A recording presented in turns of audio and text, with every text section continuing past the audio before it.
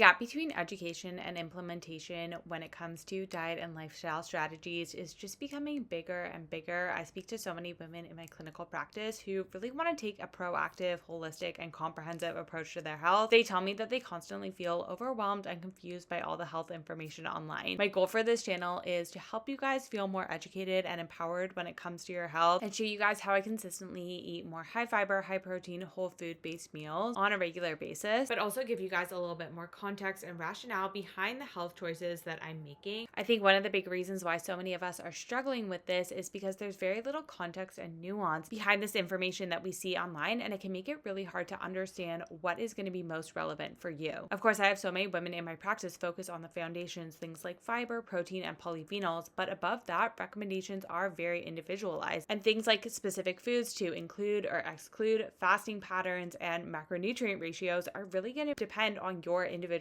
needs. And I've had so many requests to do a gluten-free and dairy-free what I eat in a week. You guys know I'm not gluten and dairy-free, but I often use that as a therapeutic diet in practice. If you guys want to learn a little bit more about gluten and dairy-free, when it would be indicated, you can check out the last video. I talked a little bit about it, mainly in regards to autoimmune conditions, but also in some other chronic inflammatory conditions. At the end of the day, it's just really important to understand why you're removing these foods and understanding how these therapeutic diets need to be used in a larger treatment approach. But with all that being said, let's just jump right into the video. I have recently switched my workouts to doing them all in the morning, and I really try to not work out fasted. So before my workout, I just had some of these pumpkin oat breakfast cookies. They are gluten, dairy, and nut free, so let me know if you guys want the recipe. And then whenever I get back from a run, I'm never really hungry, but I do know that I really need to eat something, so I will usually have a smaller breakfast than I normally do. So this was definitely a lower protein and calorie breakfast than I'm used to, but I also know that I would rather eat a smaller meal than nothing at all, and then I'll usually just have an earlier lunch. For this breakfast, I just had 2 hard-boiled eggs. I got some gluten-free toast from a local gluten-free bakery in Toronto and topped that off with some avocado, and then I added some stewed apples. I've been really into stewed apples. They're one of my favorite fruits to include in the winter. Stewed apples specifically are great. They're a natural source of pectin, so they're really great for healing and soothing the gut lining and can be a great source of prebiotic fiber to help good bacteria make short-chain fatty acids. And then moving on to lunch, this is one of my favorite meals. So I just made my smashed tacos. These are just some corn tortillas. I smash on some ground beef and then fry it up in a pan. I top it off with avocado and broccoli microgreens. And this is such a quick and easy lunch. You have a good amount of fiber from the corn tortillas, the avocado, a tiny little bit from the broccoli microgreens, and then a good amount of protein from the ground beef. I always get asked how much protein I eat in a day. I really aim for 20 to 30 grams per meal. I usually end up at around over 90 grams for the day, including all my snacks. I do find that that really works for me. I am in my 20s, and I do find for women of reproductive age, I usually have most women aim for that 20 to 30 grams. Now, if there's something like insulin resistance or PCOS, a lot of the times we are looking at increasing that protein intake, usually to about 30 grams minimum per meal, and we carry that into perimenopause and menopause. We know that there's some metabolic shifts that go on there, and increasing the protein along with making sure that we're always getting enough fiber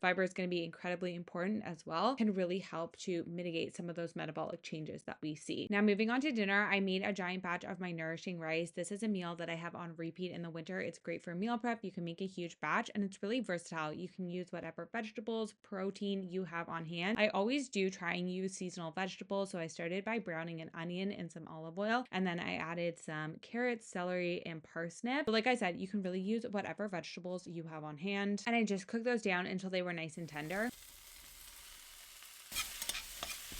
And then I really like to use lots of warming spices, especially in the winter. So I grated in some ginger. I also grated in a bunch of garlic. And then for spices, I use turmeric, cumin, oregano, salt, and pepper. I love using turmeric. It's such an easy way to add more antioxidants and polyphenols into your diet. Your gut microbiome love polyphenols. And I love using cumin in the winter. It's just such a warming spice. And I never really measure any of my spices. That's what I love about cooking. You can really eyeball everything. And then for my base, I added in some rice and lentils. I love adding in lentils just for a little bit of extra protein, but also some extra fiber. And then for a liquid, I used my homemade chicken bone broth, but you could also use store-bought. If you wanted to keep it vegetarian, you could use vegetable stock. I just like using the bone broth because it adds a little bit more extra collagen and protein. I also did a cup of coconut milk, which makes it so creamy. And then for my protein source, I use chicken thighs, but again, you could use chicken breast. You could use tofu and tempeh along with vegetable stock if you wanted to keep it vegetarian. And once the rice was done cooking and the chicken was done cooking, cooking, I just pulled it out, gave it a shred, and then added it back in. The great thing about this recipe too is you really don't need a perfect ratio of liquid to rice because it's a little bit on the soupy side. If you add a little bit extra, it's just gonna be a little bit more soupy and watery. I also chopped in some parsley just at the end, and this made, I think it was about 4 to 5 servings. It fed me for the whole week, and there is just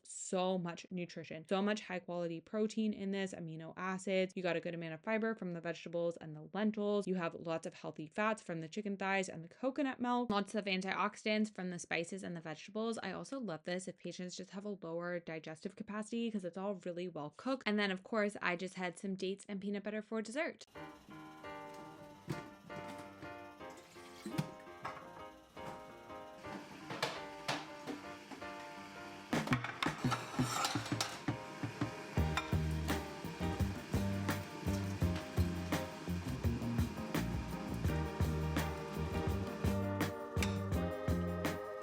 And then for breakfast on Tuesday, I just had 3 of these extra large hard-boiled eggs. And for a carbohydrate, instead of the gluten-free toast, I just had this purple sweet potato. I love purple sweet potatoes. Such an easy way to add more antioxidants and polyphenols into your diet. And then I just made a coffee and headed out to work. Just so you guys know, I'm not showing any of my snacks or my coffees throughout this. I basically had 1.5 batches of those oat cookies throughout the week, and I'll usually have 1 coffee per day. And then you guys know I always get back from clinic in the early afternoon on Tuesday, so I just warmed up some of the leftover nourishing rice and had that with some arugula for lunch. I love adding arugula or any other bitter greens to my diet as much as possible. So great for stimulating bile flow and digestive function. And then moving on to dinner, I love this meal. I make it all the time, but it is just smash burgers on sweet potato sliders. So I always have sweet potato slices in my fridge. So I just made some smash burgers, warmed up some sweet potato, mashed up some avocado, and had that with some broccoli microgreens. And this is such an easy dinner that I have on repeat, and it's naturally gluten and dairy free.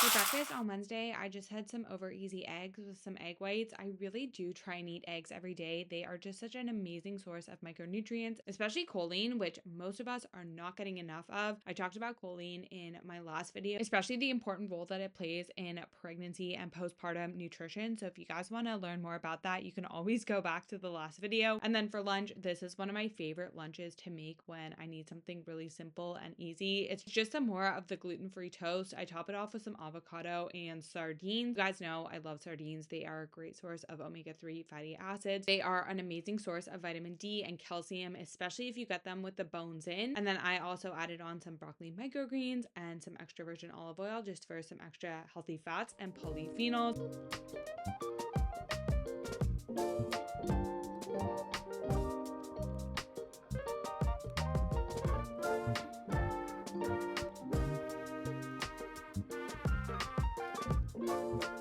And then for dinner, I got home from clinic super late, so I didn't even have time to cook anything. I just warmed up some of the nourishing rice and had that along with some dates and peanut butter for dessert.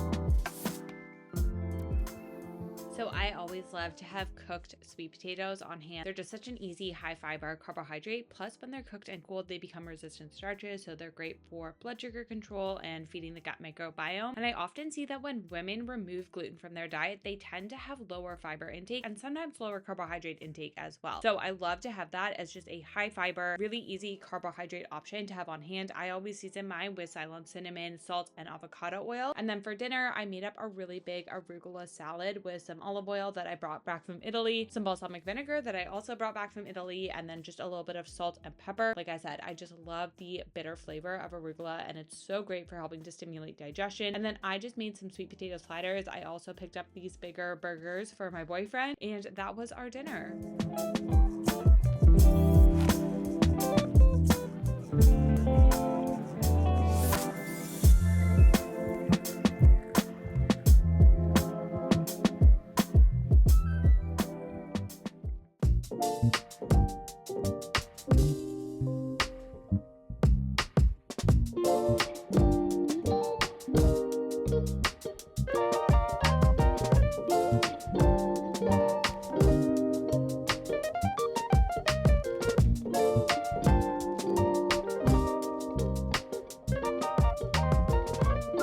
Fridays, my goal is always just to clear out the fridge. So for lunch, I just had the rest of the nourishing rice. I added some peas that I had in my freezer just for some extra color and fiber. I also used some broccoli microgreens, and then I just warmed up a little bit more of the sweet potato. And then we usually have this every Thursday, but I just made it for dinner on Friday because we didn't end up having it on Thursday. I made some more sweet potatoes, some roasted broccoli. For the roasted broccoli, I just take some frozen broccoli, cook it in the oven, and let it thaw out. And then I'll add some avocado, garlic powder, salt. And then I made the sweet potatoes the exact same way as I did the day before. And then I also just cooked up some salmon. I always top mine off with some tahini, but that does bring us to the end of the video. As always, I hope you guys enjoyed it and got some meal ideas or inspiration. If you are gluten or dairy free, or even if you're just looking for more high protein, high fiber meal ideas, as always, let me know in the comments what you guys want to see more of. If you did enjoy the video, make sure to give it a thumbs up. Share it with a friend if you think it would be beneficial, and I will see you guys in the next video.